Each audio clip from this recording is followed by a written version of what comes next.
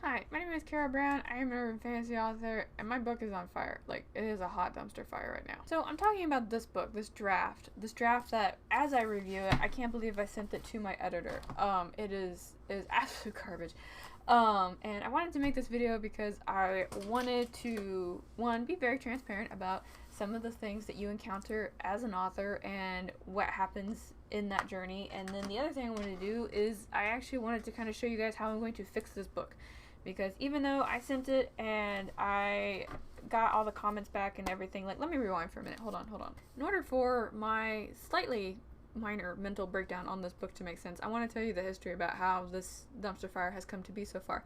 At the start of the year, I signed up to be in a charity anthology, and I ended up having to step out of it because at the time when I was in the middle of writing it, my grandma had passed away, and I said, hey, I am not really in the mindset to write romance or love or anything involving sexy scenes right now, so I have to step out. And they said, cool. And at that time, I had written about 8,000 words of this, and a little while, like maybe a month and a half later, I was like, you know, I'm going to pick this back up, and I'm going to move on with my life, and I'm going to make something with this. And so I tried, and I'm not going to lie, I rushed through this like really bad because I was just so absolutely determined to write this that I really didn't seem to really care about a lot of the things that I normally care about in the stories that I write. In fact, true story, I don't even have an outline for this. Like, I literally just sat down and kind of like verbally vomited all this stuff out, and then I thought I had edited it to the best of my ability, but I think what I did was just make sure that the glaring typos were gone, because there's plot holes and there's character inconsistencies and a number of other things that are in here. And yesterday in Lisa's stream, I basically sat down and I went over all of my editor developmental comments, and then I also went over the comments of a friend who read it, and I made a list of things that are actually glaringly wrong with this book that I want to share with you before I show you how I'm going to fix it. There are exactly 1, 2, 3, 4, 5, 6. There are 6 major things that are wrong with this story. So I'm going to go ahead and start with the most glaring wrong thing, and that is that the main love interest, Mamoru, he's got no agency.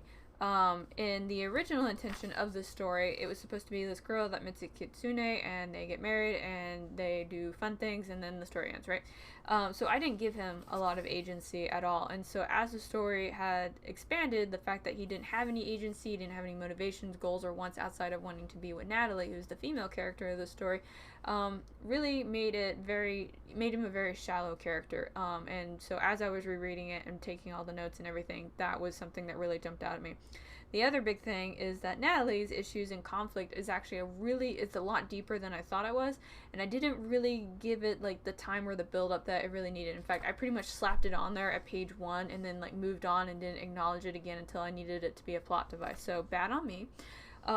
So that's something that I have to basically go in, rewrite, rework, and kind of slowly build up to, versus just kind of smacking the reader upside the face with it. So that's one more thing. There is no defined villain. There is a villain in the story, but the villain is just kind of like, again, it just kind of comes up as like a convenient plot device. Like, I don't really sprinkle it, I don't leave any kind of clues to it or anything like that. It's just kind of there at the end, and then that was it. So that was very rushed as well. And the other thing is that I'm trying to do too much with too little. In my brain, I was like, I'll just make this a quick, like, little short story novella thing, and I'll push it out and maybe make a couple bucks off of it. And I need to make the story longer. Like, that's just the basic gist of it. How long is it going to be? I don't know. I'm going to sit down and rewrite it, and it's going to be as long as it needs to be, because that's just how you tell stories sometimes. And then the other thing is that this is supposed to be a paranormal romance, right? But I don't have the big theme that goes with that, as in there's no other world, there's no hidden realm, there's none of that really. I mean, you see like a little bit of it like in the beginning, and then it just kind of like it disappears for the most part. So that's a big boo-boo on me, because it's kind of like, it's like writing a mystery and not having mystery, if that makes any sense. And then the other thing that I realized that I didn't really address is that Mamoru is immortal, but Natalie is mortal. And that really should have been a conflict or some kind of like plot thing that needed to be worked into the story, but it's not really addressed at all. And I think probably in my brain when I was very quickly writing this, I thought, well, maybe I'll make a series of novellas and, you know, maybe address that in a later one. And when I was rereading, I was like, no, that needs to be like a concern that Mamoru at least has at the very beginning. It's not something that only gets brought up like, you know, when I need another convenient plot device. So those are the main things that are glaringly wrong with this story that I need to fix. And so we're going to change the camera angle, and I'm going to go over and kind of show you what I'm going to do. So here's what we're going to do. I have a mobile cork board that I actually use 4 times like this, because this is not my first time that I've had a dumpster fire and had to completely fix it. In fact, I've had it happen like 2 times. And normally I would use the bigger cork board, but this is going to be my vision board for Q4, so I'm leaving the stuff on there as it is. I'm going to add more to it later. More on that to come in a couple weeks. But what I'm going to do is by hand, I'm going to redo the scene cards for this book. And normally I would do this in Google Sheets because it's easier to move around and stuff like that. But the reason I want to actually do it by hand is because I don't want to rush it at this point, and I want to make sure that I'm using like all of my brain cells, if that makes any sense. So I'm going to do it all by hand. I'm going to lay it out, and I'm going to use a couple of resources. I'm going to use Romancing the Beat, and I'll put that over here. I'm going to use that book because I am having a romance. It would be nice to make sure that I am hitting those points. I'm also going to use Plan Your Book, which is a 24 chapter outline plot device thing that's written by, or that's provided by Derek Murphy. I'll put a link in the comment section down below for you. I like Derek Murphy. He gives a lot of good free resources in order to have you go for the paid resources. Anyway, but I actually really like the 24 chapter outline thing, because one of the cool things that he does is he breaks Act 2 up into 2 parts, which, you know, at the time I was like, oh my god, you know, mind blown. But he's got a lot of good stuff in there. That's really kind of good for like making sure that I'm like at least going in the right direction. And then the third resource I'm going to use is actually a recommendation from Robert Jones called Story Plot. And again, that's going to be right over here. And he really recommended it, and I was very curious about it. So I'm going to basically kind of use those things, merge them together, and see what I can make over here. And I'm not going to like do it like a quick, like, look, it's finished. I'm literally just going to record myself doing this, and you can watch me like be unhappy. It'll be great. Hi, voiceover Carrow here. Did you think I was just going to let you sit there and watch me work nonstop on fast motion? No, we're not going to do that. I actually wanted to take a moment to talk about kind of why I wanted to make this video. And the reason I wanted to make this video is because I think it's too easy for folks to think that some writers basically don't encounter these struggles.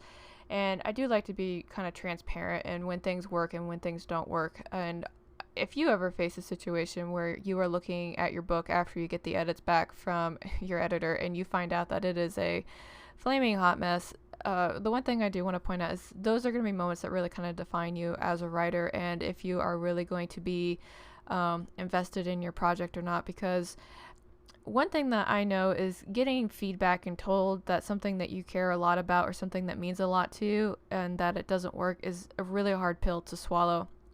And that's going to be when you need to kind of do a self-assessment both on yourself and your book. And it's really, really, really easy to pick the path of less resistance. And basically when you hear it doesn't work, to walk away from it. And I would encourage you to edit it better. That's what I would tell you to do. And because I think that these stories, I mean, we always tell everybody that they're our book babies, right? And you know, I personally don't like to give up on my babies, and this is a really important baby to me. So that's why I'm absolutely determined to take this thing and fix it and make it the best that it can be. And I just want to show you guys that this stuff does happen. It's very normal, and when you are kind of in this place, just know that a lot of us have been there too. Now, what I'm doing here is something that works for me. I'm a very tactile person. When I have to really kind of like get into the nitty-gritty of something, I have to write it out. I have to use my hands, and I have to be able to move things around. That's just what happens in my brain when I'm faced with a difficult problem. I've done it like all the time between books and college and everything else, and it works really well for me. Now, this may not work for you if you are a person that works better in a digital format. There's always like Google Sheets that will let you do pretty much the exact same thing that I'm doing. Now, one thing that I thought that was really useful for me while I was doing this outline, it's something I haven't really done before, is that underneath all of those scene cards where I'm basically writing out like the 3-word summary of what happens in that scene, is at the very bottom on that white card, I'm actually writing the summary of what happens in the entire act. And that kind of helps me keep my navigation on point. That way I always know that I'm moving in the right direction. And it's also really useful with some of your editors, because some editors do want to have a summary of what your book is about, so that way they can see if your vision is true to what you think it is in your head.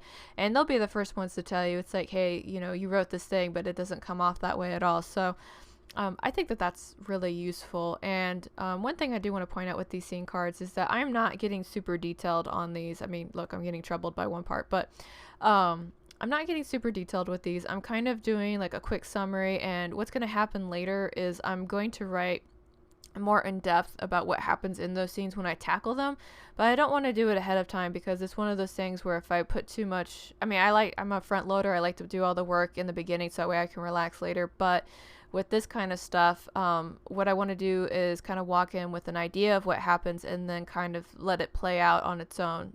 So anyway, again, this is what works for me. I would say give it a shot and see if it works for you. And if not, there's other methods that you can try as well.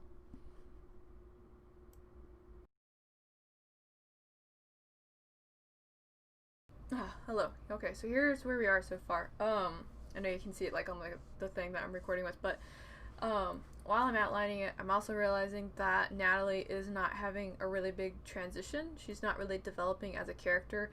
And there was a point in Derek Murphy's outline where basically said victim to warrior, and I realized that Natalie's still a victim. She hasn't really like evolved. She hasn't grown. She hasn't tried to do anything to regain her power. Like, she thought she tried to regain it and it was taken away from her again, and so I need to figure out how she's going to change in that regard.